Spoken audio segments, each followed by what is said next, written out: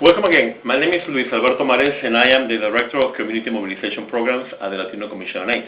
Our webinar today is about viral hepatitis, and our presenter is Dr. Richard Torres, MD, Masters in Public Health, Fellow of the American College of Physicians, Fellow of the American College of General Science, member of the American Academy of HIV Medicine. Dr. Richard Torres is the Associate Medical Director for Community and Public Health at Urban Health Public Plan in New York City, and practices in Central Harlem and South Bronx. A graduate of the Boston University School of Medicine, he completed his undergraduate studies at Fordham University and Harvard University. He has performed fellowships with the University of San Francisco AIDS Program, NYU School of Global Public Health, National Hispanic Medical Association, and Connecticut Health Foundation. A National Health Service Corps Scholar and Ambassador, Dr. Torres treated hepatitis C and related conditions for the last 30 years. He is board certified by the American Board of Internal Medicine, the American Academy of HIV Medicine, and the American Society of Geriatric Specialists, and he is an associate professor of medicine at the Yale University School of Medicine. He practices internal medicine and is a national expert in the care of persons affected with HIV, hepatitis C, and those in transgender health. In 2014, Dr. Torres was awarded the Connecticut State Medical Society highest honor, the Paul K. Maloney Distinguished Community Service Award. He has multiple publications, including the health status of Puerto Ricans in the United States, and is frequent contributor to the Latino Commission on AIDS website and topics related to HIV and hepatitis C. Dr. Torres, thank you for being here today with us. The floor is yours. Thank you very much, Dr. Mares. It's a pleasure and an honor to speak on behalf of Latino Commission on AIDS, and I would like to thank personally Guillermo Chacon and Luis for inviting me to present on this topic, viral hepatitis. During this webinar, I hope to discuss why this topic is so important and what actions we need to take to address it. As you can see from this slide, the liver resides in the right upper quadrant of our abdomen. And the liver is quite large. It's a large organ that's very important, and it's one of our 5 vital organs. We need our liver functioning well in order to live. So this topic is very important. First, let me explain what viral hepatitis means and what it exactly causes. So to begin with, viral hepatitis, and this is a word cloud, as you can see, that was put together. Viral hepatitis is a viral infection. It is produced by organisms that invade the bloodstream and make a home in the liver. Unlike bacteria, for which we have antibiotics and often a cure, a virus is different. In addition, many viruses are hard to treat and most cannot be cured. Think about the common cold and even herpes. We can treat the signs and symptoms of these 2 conditions, but we cannot cure these viral infections. Moreover, viruses can be based on their genetic core. For example, HIV, the cause of AIDS, is a DNA-based virus. Hepatitis C, which we will discuss very extensively in this webinar, on the other hand, is an RNA virus. HIV, at the moment, is incurable. However, hepatitis C is curable. So keep that in mind, that Hep C is an RNA virus, HIV is a DNA virus. Therefore, understand that when we talk about viral hepatitis, we are talking about diseases which affect the liver, which is a vital organ, diseases that are infectious, that are transmitted and acquired, and they are most likely incurable, but treatable. And finally, when a person has viral hepatitis, it can be acute or short-term, or it could be chronic, meaning long-term or even lifelong. So let's look now at the liver itself. And you're looking at really what appears to be a normal liver. And from the photo that you're seeing, the liver is very smooth in this state. The term hepatitis describes a condition where the liver, again, which is one of the 5 vital organs, and let me tell you what they are. As many of you know already, the heart is a vital organ, the lungs, the brain, the kidneys, and finally the liver. When a person has hepatitis, the liver is in a state of swelling, of inflammation. The liver is an amazing vital organ that serves many purposes. You should understand that the liver is like a filter. It's a filter that cleans your blood before it goes to the rest of your body. It helps digest food and stores the energy for when you need it. It also helps fight infections, and it makes proteins for blood clotting and other purposes. It makes triglycerides and it makes cholesterol. And together with other organs, it responds to changes that occur in the body. And finally, the liver has an incredible ability to regenerate itself. And I will explain a little later on why this is very important and why when we discuss screening for Hep C, why we want this to be something so urgent. The liver, when damaged by a toxin such as a virus or bacteria or chemical, reacts by trying to protect itself. It swells, and this blocks flow and causes yellow urine and other changes related to high levels of what is called bilirubin. The damage also activates our immune system as a reaction to the invader or virus, for example. So let's look at these slides. So these are the stages of liver damage. And I want to point out again, as many of you know, the liver now is in the right upper quadrant of the abdomen. A healthy liver looks very smooth, is of normal size. And as there is inflammation and infection, the liver then converts to developing fatty liver. These are deposits of fat that lead to liver enlargement. And oftentimes when this occurs, people begin to start feeling pain in their right upper quadrant or their abdomen. They might take a deep breath and then feel pain in that right side. The liver then can progress to developing liver fibrosis. This is scar tissue which forms throughout various areas of the liver. Finally, the last stage of liver damage is called cirrhosis. Cirrhosis is a permanent condition. It's the growth of connective tissue which destroys the liver cells. So remember, as I said earlier, the liver is a filter. So once this liver enters a stage of cirrhosis, it's not able to filter the blood the way it used to. And therein, patients develop many complications. If we want to look at it a little more closer, here's the look of a healthy, normal liver. This is what fibrosis looks like, and the liver begins to get smaller in size. And this is a cirrhotic liver. What's important here is that you'll see these changes, these connective tissue changes, but there might be still areas of the liver where we see signs of fibrosis, and maybe even some areas that might have normal liver, but cirrhosis really is considered an end-stage liver condition.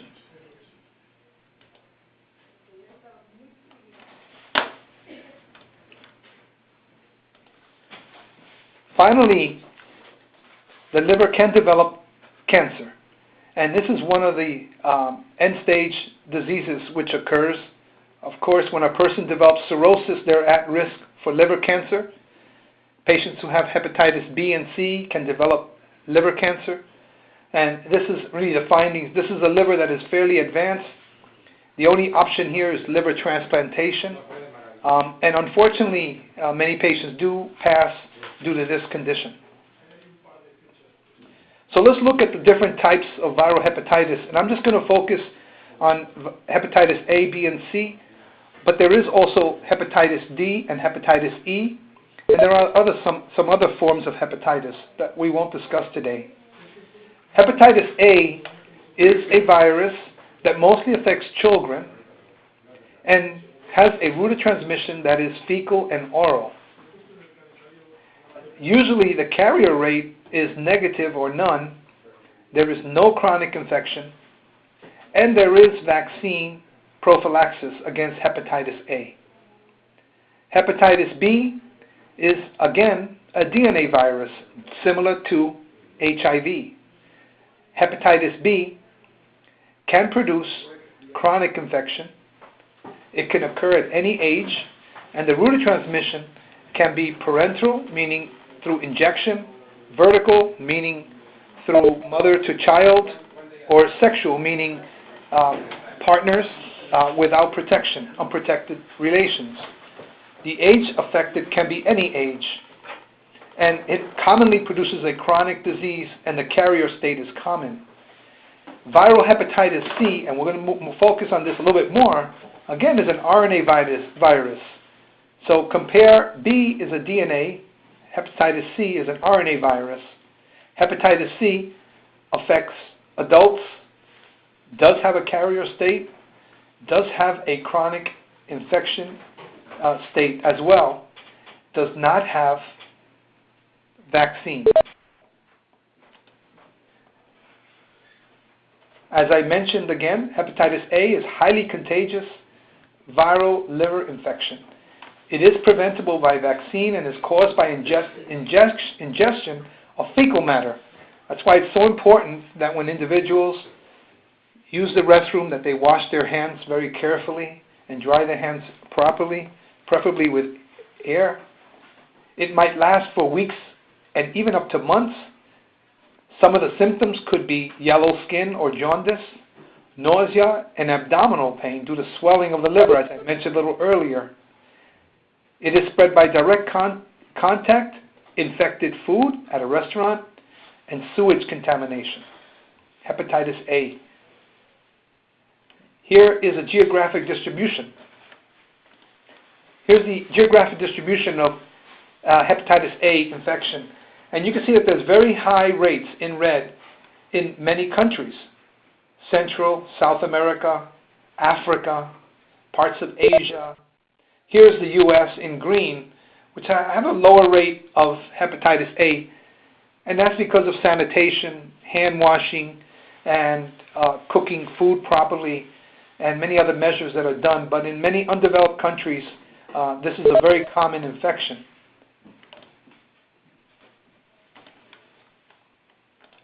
When you look at the geographic distribution of chronic hepatitis B, again you'll see low rates in the U.S.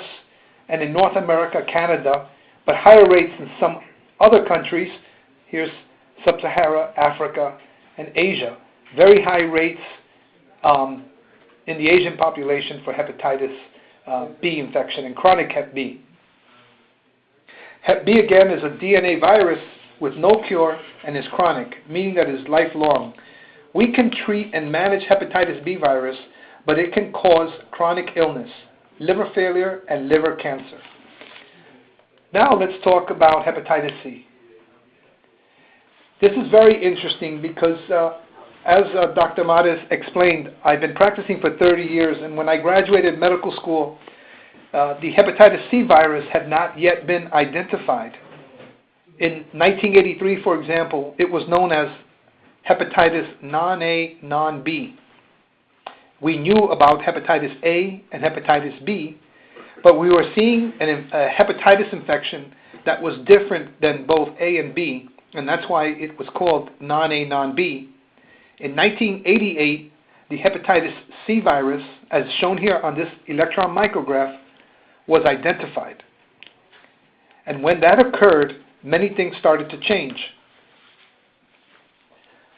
So it's not only important to discuss this topic, but also it's important because hepatitis C, the epidemic, is in fact increasing.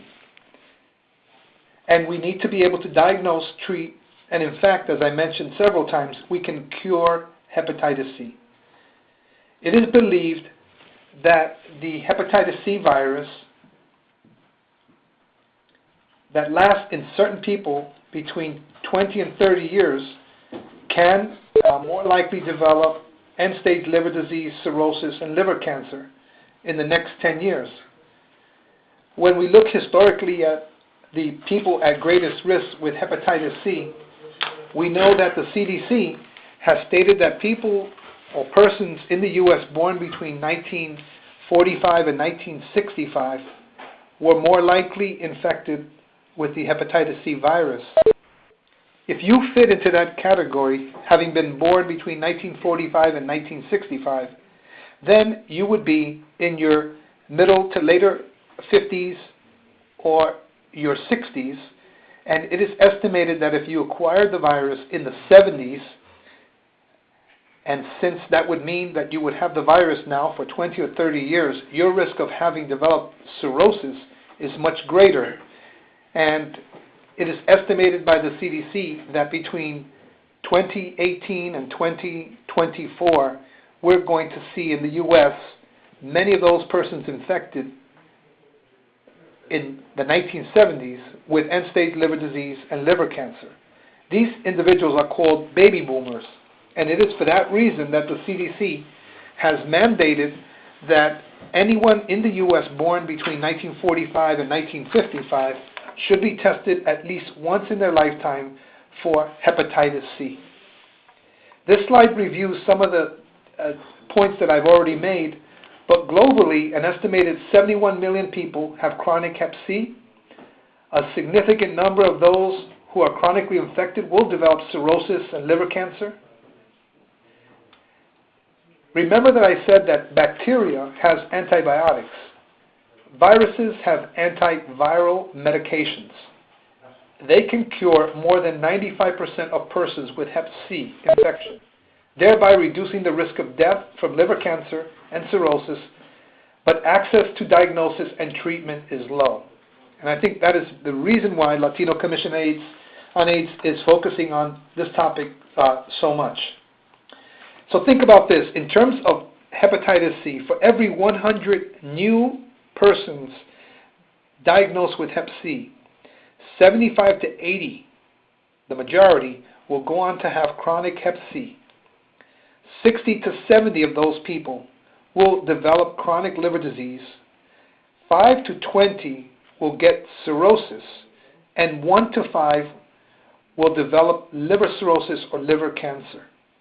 So it's a very serious illness and condition. The sources of infection for persons with hep C, and I realize that many of you probably have heard of this, but again, the most common source is injecting drug use. And we'll discuss a little bit why in the opioid epidemic, why this is very important. 15% of the transmission rate is in unprotected sexual relations. In 1992, once hepatitis C was identified, screening techniques were improved, and if you received a transfusion prior to that year, you are at risk for hepatitis C. We see many individuals from other countries who were transfused before 1994 and should definitely be screened for hepatitis C. There is an occupational risk for hepatitis C through injection and needle stick injuries, other and unknown.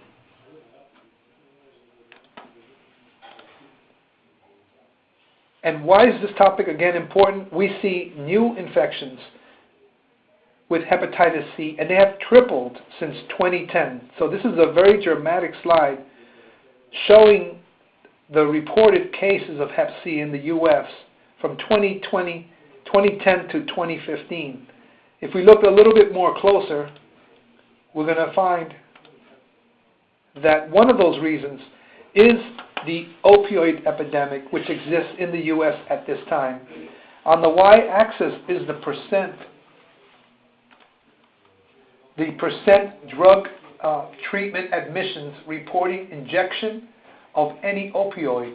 And between the ages of 18 and 29, and 30 and 39, you can see here in this gold-brown slide line graph that the rate of infection, rate of acute hep C infection from 2004 to 2014 has increased dramatically in the younger population, 18 to 29, using injection as one source to acquire their opioid. Even in patients 30 to 39, you see again this increase, and you simultaneously see the rate of hep C increasing dramatically. So this is of great concern.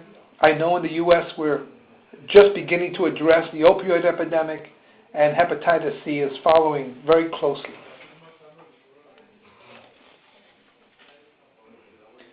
When a person has Hep C or doesn't have Hep C, one of the tests that we do is the hepatitis C antibody. This is a screening test which can be applied to many populations. Once this test is performed, it will give you an either reactive or non-reactive result. When the result is non-reactive, then there is no antibody to Hep C, and the person has never had Hep C and does not have Hep C. When this antibody test is reactive, it generally means that the person either had hepatitis C or is chronically infected. When the hepatitis C antibody is performed, the lab runs a hepatitis C viral test. It's called an RNA test. As I mentioned earlier, Hep C is an RNA virus. Once this virus test is performed, if there is no virus present, then the patient does not have current infection, and additional testing is performed as needed. If a person does have detectable virus, that means they have chronic hepatitis C infection. So kind of remember that if 4 people are infected with Hep C, 1 person will resolve or be cured by their own immune system. The other 3 out of 4 will go on to have chronic infection. So the person with a positive antibody means that they are presently infected or were infected. But if they have no virus, they have no infection. But if they have virus present, then they are chronically infected. This is the typical course, serologic or blood course, for a patient with hepatitis C. The typical serologic course. So initially, after acquiring the virus, over the course of a month or 2 weeks, the patient may develop, and more likely will develop, some symptoms. Usually they feel like viral symptoms. Fatigue, feeling tired, maybe fever. They might take a deep breath and feel some pain in their abdomen, the right upper quadrant, possibly nausea, vomiting, feeling fatigued and tired. They might notice that their skin might be a little yellow. These symptoms then will improve. The antibody for hepatitis C will develop, and they will have it lifelong. The symptoms will go away. The ALT, which is a liver function test, will immediately go up. Then it'll go down, but then will stay abnormal for many years thereafter. So the ALT is one of the critical liver tests that we follow in patients with hepatitis C. And I can tell you that when we cure the Hep C virus, it's very common, especially if someone does not have cirrhosis, that the ALT will return to normal levels. And this is a very good sign for patients. And it returns very quickly. So back many years ago when Hep C was first diagnosed, the cure rate with no treatment was again 15 to 25%. And it's what I said a little earlier, that you might become infected with the virus, but you have somewhat of a chance, 1 out of 4, 1 out of 5 chance, that the virus will cure on its own. We generally see this in more younger individuals, people that don't have co-infection. For example, people who might have HIV and Hep C. They have a greater tendency toward chronic hepatitis C. When the first hepatitis C drugs were approved in the U.S. back in the early 90s, the cure rates were very, very low. From 1998 to 2003, there was some improvements, and then the drug discoveries developed, which were able to effectively eliminate hepatitis C virus. And I'll take this chance right now to explain that when we talk about a cure for Hep C, we're talking about this blood test called virologic or sustained viral response. What it means is that there is no trace of hepatitis C virus in the bloodstream 6 months after receiving the last pill of treatment. So we want to check for SVR at 3 months and 6 months after a person completes treatment to confirm that they are cured of the virus. And you can see today the newest breakthrough drugs may cure up to 95% of infections, and in some cases 100% of some subtypes of hepatitis C. In the U.S., the most common subtype of hepatitis C is type 1, and type 1 has 2 subtypes, 1A and 1B. There is also hepatitis subtype, genotype 2, 3, 4, 5, and 6. We will test for these, but in our country, in the U.S., most likely we see genotype 1, and we may at times see type 2, 3, and 4.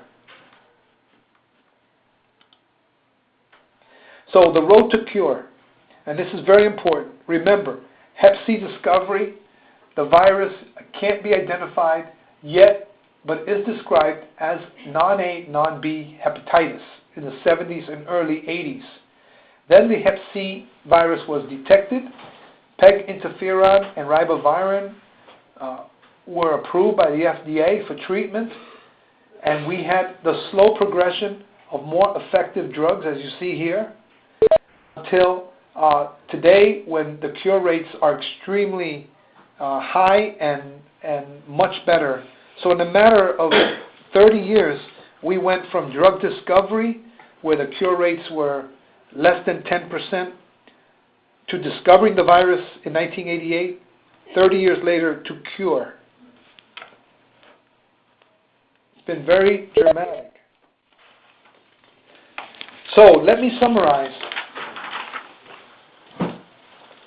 First, viral hepatitis is a virus infection that causes inflammation of the liver. This inflammation causes acute and chronic changes, as I described earlier, from normal liver to fatty liver to fibrosis to cirrhosis and possibly to liver cancer.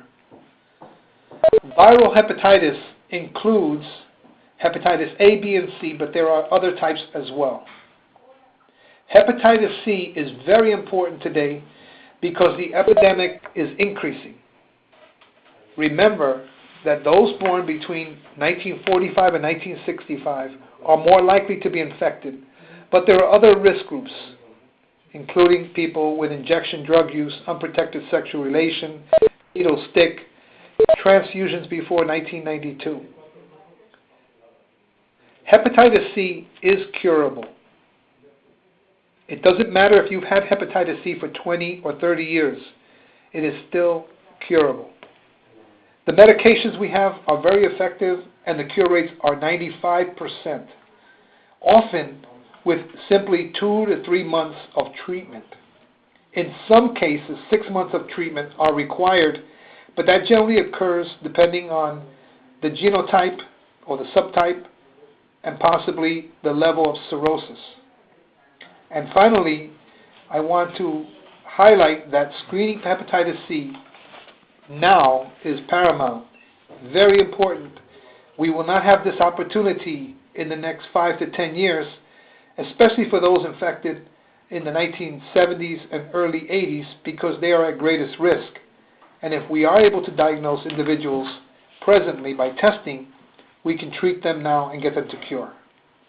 Thank you very much for listening, and I'm going to turn it over to Luis. Thank you very much, Dr. Torres. So now we are going to go to the sessions where people can ask their questions. And as I said at the beginning, please, to avoid noise in the background, write your questions in the chat box that is in your screen. First of all, I want to reply to Deborah Denison and to Jerome Garner. They're asking about PowerPoint slides. If they're going to be available or the recording is going to be available. The answer is yes. We're recording this, and we will send it to, we'll make it available on our website and our Facebook page, and I will send it to attendants as well. So any question that you may have. There's a question here. How long can hepatitis C virus survive outside the body?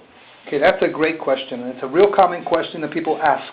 And I'll address hepatitis B and hepatitis C. The hepatitis B virus can actually survive on room temperature outside the body for up to 7 days.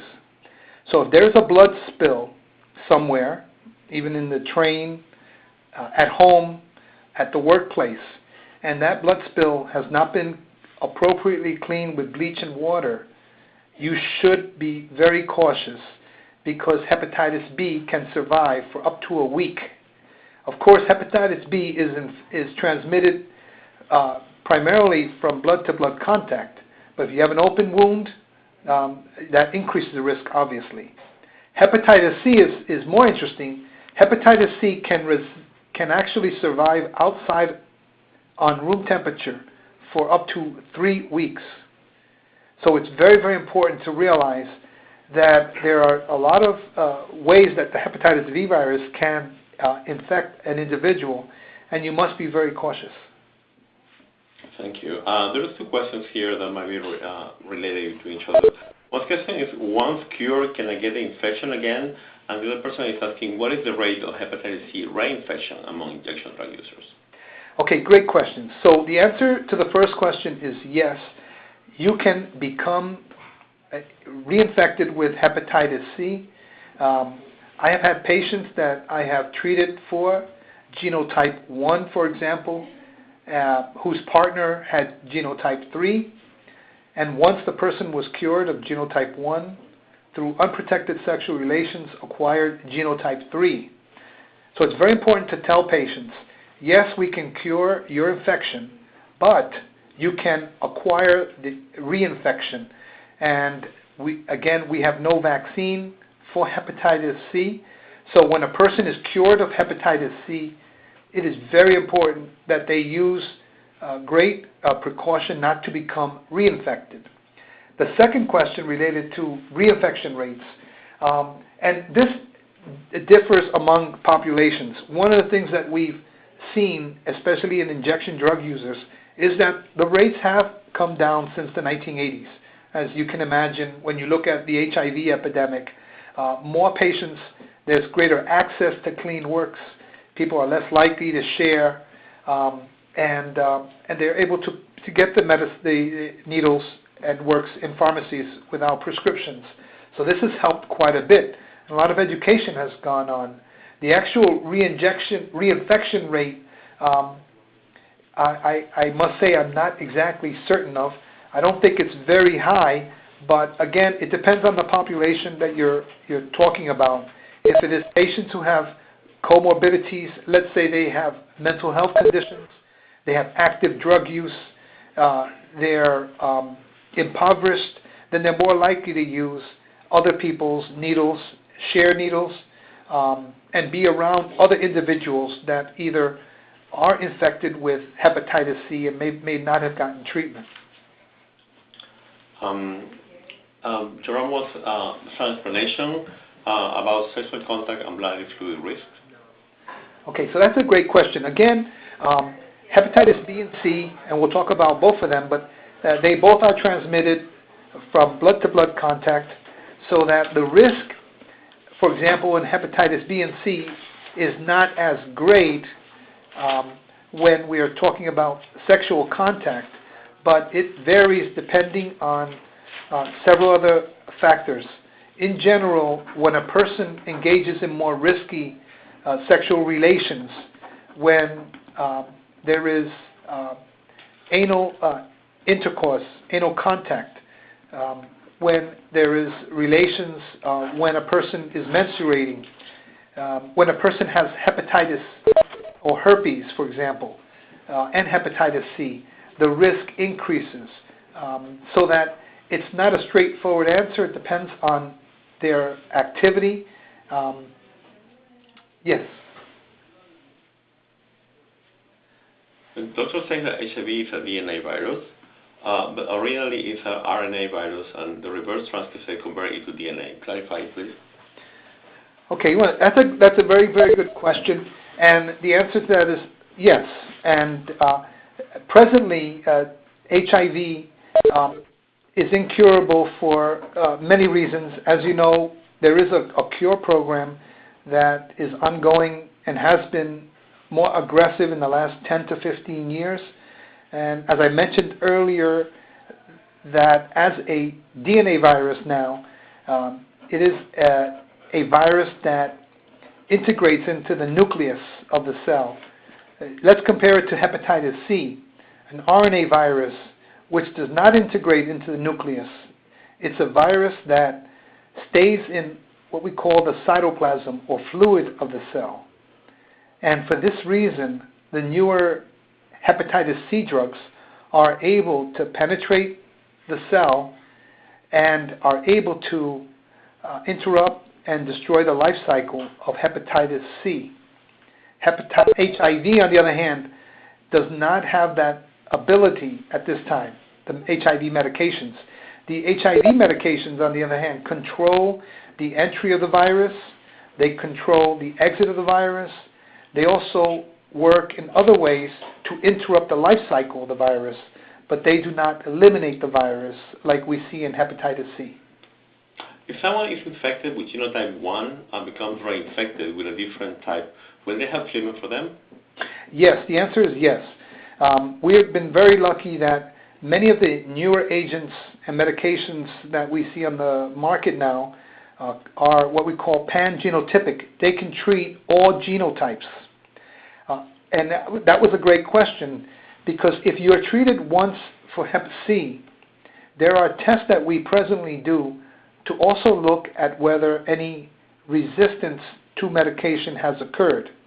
So we do a resistance test for hepatitis C, and we can tailor the medication to that virus and that genotype, so that even if someone is infected with genotype 1 and they are cured, and 5 years later they have genotype 1 again, we are able to determine what the best treatment for that person may be. And it may be a different medication, but as I mentioned today, there are medications that cover all 6 genotypes. So we're in a great position to cure hepatitis C at this time. Let's see, another question. Are there any drug interactions between pre-exposure prophylaxis PrEP and hepatitis C virus medication that individuals should be worried about? Yes, this is also a very good question. In general, there are few drug-to-drug interactions, but there are drug-to-drug interactions with the hepatitis C medications. We're very lucky that the newer medications that have been developed generally, for the most part, can be taken with most medications. I'll give you an example. If patients are on seizure medications, then there is some limitation with certain seizure medications in terms of the drug-to-drug interactions. In cases like this, we usually consult a neurologist and we change or modify the patient's seizure medication while they are taking hepatitis C treatment, and either continue them on their seizure medication or return to their medication after treatment. Again, remember the Hep C treatment is between 2 to 3 months for many patients, and in some cases up to 6 months. But given that, we're looking at a cure once treated. So the drug-to-drug interactions are very important and a very good question. So when we look at patients and evaluate their treatment, we want to be very positive about cure, but we also need to look at the medications they might be on and treat that issue and move forward. There's another question here. If someone has cirrhosis, is it too late to receive treatment? The answer is no. It is not too late to receive treatment for hepatitis C. If a person has developed liver cancer, that would be the only reason that at that point they need a different plan of action. But what I often tell patients, even when they have liver cirrhosis, and we say that a person may have stage 4 liver disease, and we classify it as compensated or uncompensated. Compensated means that they don't have any obvious complication, that they're stable. Uncompensated means that they're unstable, they're having issues, their belly is bloated, they have large swelling of their legs, they might be coughing up blood, so they have to have fluid removed from their abdomen. These are the uncompensated patients. But most patients who have cirrhosis also have some functioning liver. They might have fibrosis and in some cases some normal liver.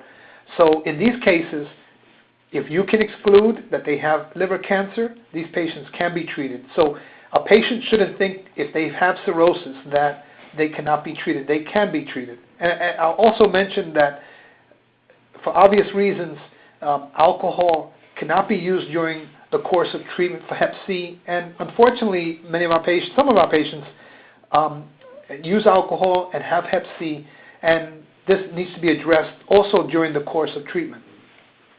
Question: when a person is reactive to antibodies, you stated that the liver will naturally recover. Will a person reactive antibody test that are negative can become chronic reactive detected if it's not treated? No. If a person has a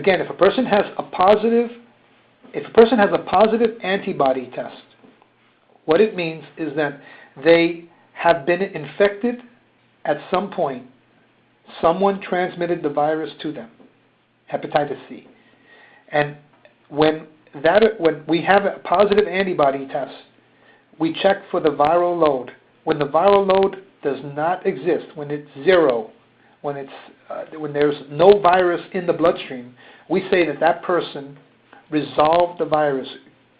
The virus was eliminated by their body. They might have had an infection that had a very low viral burden, and their immune system and their health cured the virus. When a person has evidence of virus, hepatitis C RNA virus, that means that they have chronic infection. So if your antibody test is positive, but you have no virus, then you should not, you will not have future Hep C unless you acquire it or get reinfected. That is possible. People have had positive antibodies with no virus and years later have evidence of the Hep C virus. I'll mention that there are some rare cases of people who have negative viral loads but then develop illnesses where their immune system is so damaged that potentially they could have an activation of their hepatitis C, but this is quite rare and not very common. Okay, there's one more question here, talking about if the medications make you sick and if you get injections when you get treated. Okay, great question. The medications are very, very well tolerated today. You can see that in the early days, in the 90s, with interferon and ribavirin, one of the reasons why the cure rates were in the 40 and 50% range was because people could not tolerate the treatment. And we would give interferon, for example, for anywhere between 6 months to a year or longer. And interferon had some serious side effects of depression and muscle aches and pain and discomfort. And they were injections, and they were uncomfortable for people. And people generally did not continue the treatment. Today, the medications are pills that you take by mouth. They have low side effect rates. I'm not saying that there are no side effects, but the rates are very, very low. And in some cases, the clinical trials have showed, for example, in 100 patients taking the medication, that 98 can complete the treatment. So the rates are very high in terms of staying on board with the medications. If people develop some mild symptoms of nausea and vomiting, it often also goes away over the course of a week or two. So the medicines are very well tolerated today. There's one more last question here. Is what are your thoughts about effectiveness of the testing kits or a quick rapid ACV test kits? Yeah, I think that's an interesting question. We certainly believe that having Hep C done by needle stick and serum is a much more effective testing method, although the OraQuick rapid testing is available and is helpful for patients.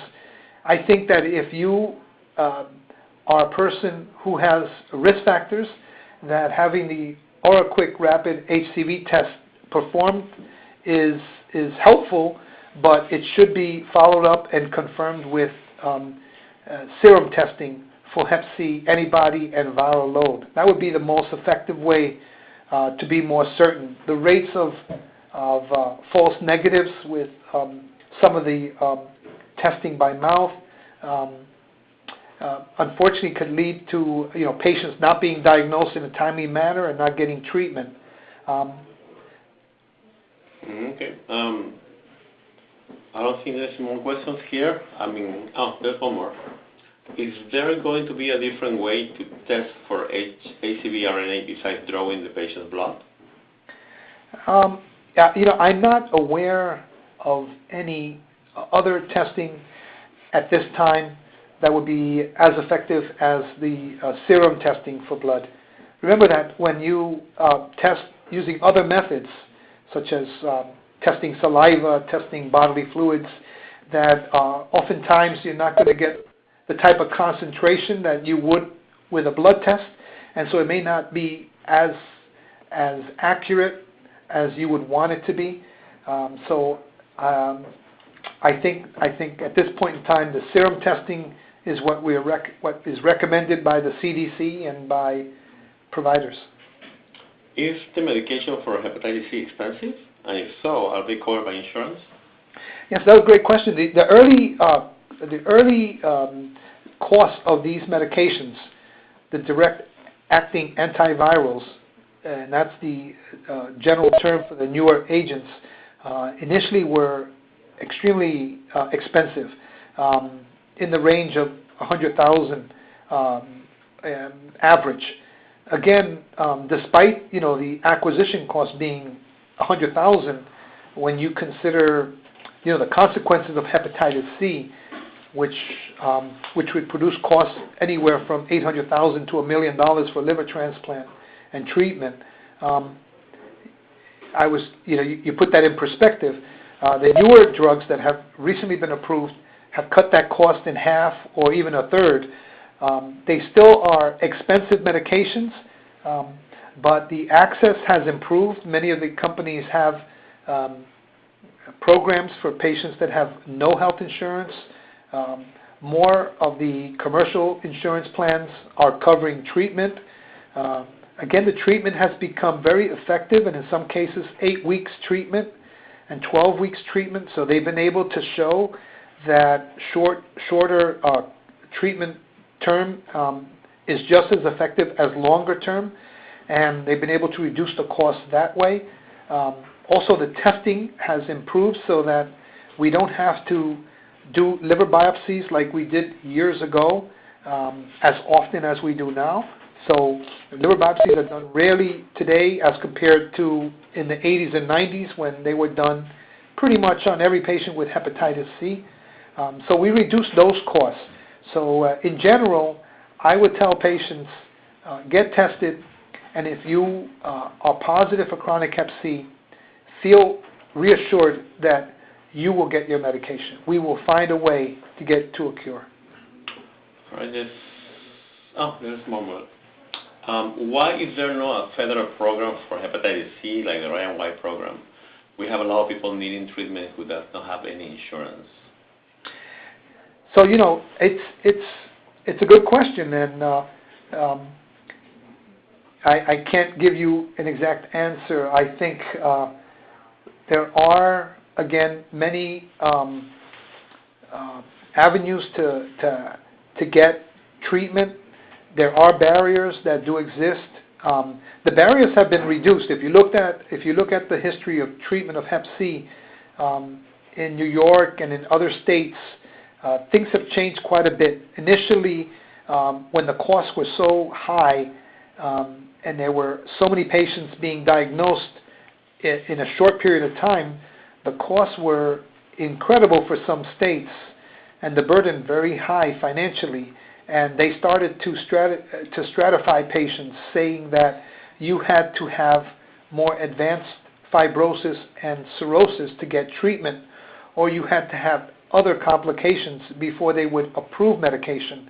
And many of those barriers have been removed so that patients have more access to the medication earlier.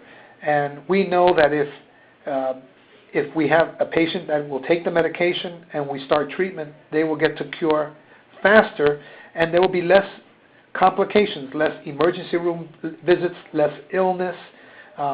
They improve. The classic patient type is the patient with hepatitis C and HIV. In this case, you have a person with 2 chronic infections, and the burden on the body is tremendous. These patients with HIV and Hep C, the co-infected patient, they have more complications with Hep C than the non-HIV positive patient. When a patient with HIV is cured of hepatitis C, their immune system improves, and their status in terms of HIV also improves, so that they feel better, they feel more energetic, their quality of life is better, and certainly from a mental health standpoint, they feel better. Patients feel great when they're cured from hepatitis C. They feel they can socialize better, they go out more, their mindset is improved, and it's like a domino effect. It helps their other medical conditions, their compliance with medicines gets better. So treating hepatitis C is a great thing. There is a question that I think you already answered, but it's asking again. We currently utilize RQuick HCV rapid testing along with conventional labs at our clinic. Do you think that the rapid testing are accurate or helpful as opposed to the blood method aforementioned? I kind of addressed it in a roundabout way before, and I think that when you look at the RQuick test, again, it's a screening test. It's generally applied toward large populations. You can get most of the people that will be positive, but you do not get all the patients that are positive in that population that you screen. The serum test has more accuracy, so you're going to get a greater percentage of positive individuals that you screen by serum testing. So it all depends what you have, what access you have in terms of doing RQuick and doing serum testing, and also the risk group that you're doing. So if you are at a injection drug use methadone clinic, the serum testing is going to be done. If you're at an event, a parade event, or an outdoor concert, the RQuick testing is a good way to screen because it's less invasive. You're not using needles. You're not having blood transfer. So you think about all these variables and you decide which is best. Some patients that you test with RQuick, you will say, I still would recommend that you get confirmatory testing by serum. Okay, doctor, I think there's no more questions unless somebody writes something right now. But that's not happening. So, doctor, thank you very much for being with us today and present all this information on hepatitis C, a very important and part of the campaign that we have here, the National Hispanic Hepatitis Awareness Day. Thank you very much. And with this, we finish the webinar. Thank you, everybody, for joining us today, and I hope to see you next webinar on May 15th. We will send invitations again very soon. Thank you very much. Thank you. Have a good day.